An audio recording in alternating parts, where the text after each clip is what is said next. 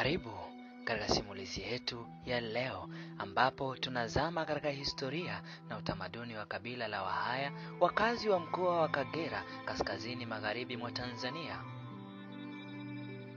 Wahaya ni jamii ya Kibantu yenye historia ndefu na utajiri wa kipekee wa kitamaduni. Tunapozungumzia chimbuko la Wahaya, wao wanaaminika kuwa sehemu ya jamii za Kibantu zilizohamia katika eneo la Kagera wakati wa upanuzi wa Wabantu kutoka Afrika ya Kati na Magharibi.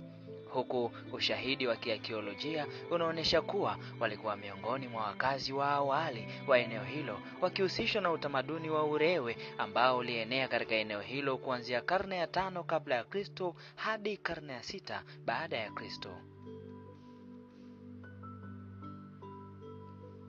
Baada ya kufika katika eneo la Kagera, Wahaya waliunda falme mbalimbali kama vile Kiziba, Karagwe na Kiamtwara. Uongozi wao uliongozwa na mfalme aliyejulikana kama Umukama, ambaye alihusishwa na mamlaka ya kiroho na kisiasa.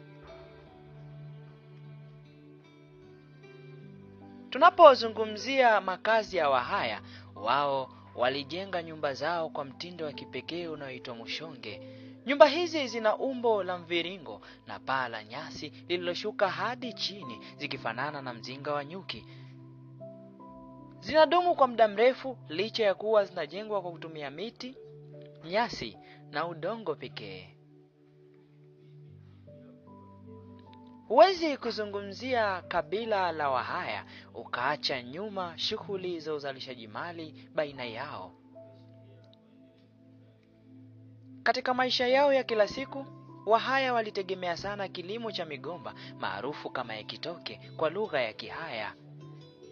Katika kibanja, yaani katika shamba la migomba, familia nzima ilihusishwa na shughuli za uzalishaji, huku matoke kikiwa ndio chakula chao kikuu, na hadi leo wala hakijapoteza ladha yake katika jiko la Mhaya.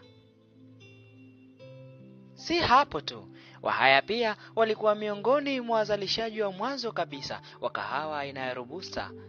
Kwao kahawa huitwa amwani, huku ikinywewa kwa jadi kama ishara ya amani, heshima na hata mapatano. Mbali na kilimo, Wahaya wanajivunia kuwa wataalamu wa ufuaji wa chuma hapo awali kabla hata ya teknolojia ya kisasa, kwani wao walitengeneza zana kwa kutumia tanuru za kienyeji wakiwa mbele ya wakati. Kamwe huwezi kuacha kuzungumzia uvuvi ambao unaonekana hadi hii leo. Walianza zama hizo, kwani Wahaya wapo karibu kabisa na ziwa Victoria.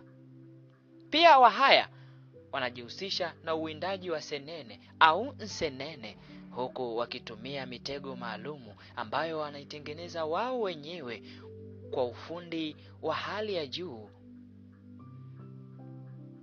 Senene hao wamekuwa ni kama utambulisho wao hivi sasa, yaani Mhaya humwambii kitu chochote kuhusiana na senene, kwani wanawapenda vibaya mno.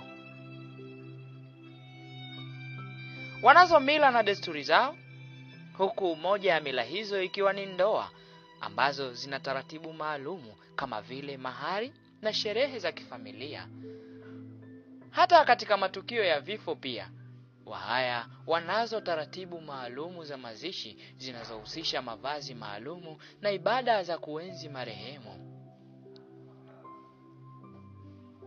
Tukizungumzia mabadiliko na usasa, Wahaya wamejiingiza katika shughuli za kijamii na kiuchumi, huku sana sana wakiingia katika biashara, elimu na teknolojia, huku wakidumisha baadhi ya mila zao za asili. Hata muingiliano na jamii nyingine pia umeleta mabadiliko katika lugha, mavazi na mitazamo, lakini mizizi yao imebaki pale pale imara kama migomba ya kale, na hii ni kwa sababu Wahaya bado wanathamini urithi wao wa kitamaduni.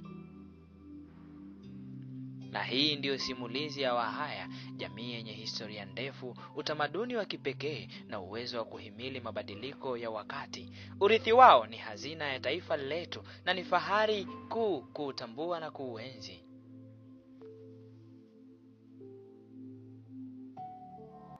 Ni matumaini yangu kwamba umesikiliza vyema simulizi yetu kuanzia mwanzo mpaka hapa mwisho. Sasa nitoe rai kwako wewe mkazi wa Dodoma na vitongoji vyake, na hata wewe ambaye haupo Dodoma. Dodoma inakukaribisha ili usikose tukio la kipekee la maonesho ya kabila la Wahaya pamoja na makabila mengine zaidi ya 3. Karibu jionee tamaduni, vyakula, ngoma, mavazi na historia ya jamii zetu. Ni kuanzia Ijumaa hadi Jumapili, tarehe 23 hadi tarehe 25 Mei, saa 4 asubuhi hadi saa 11 jioni, ndani ya jengo la Chimwaga hapa hapa UDOM. Unauliza kiingilio? Ni bure kabisa. Unakosaje sasa? Hebu njoo ujifunze, ufurahie na ushuhudie urithi wa Kitanzania kwa macho yako.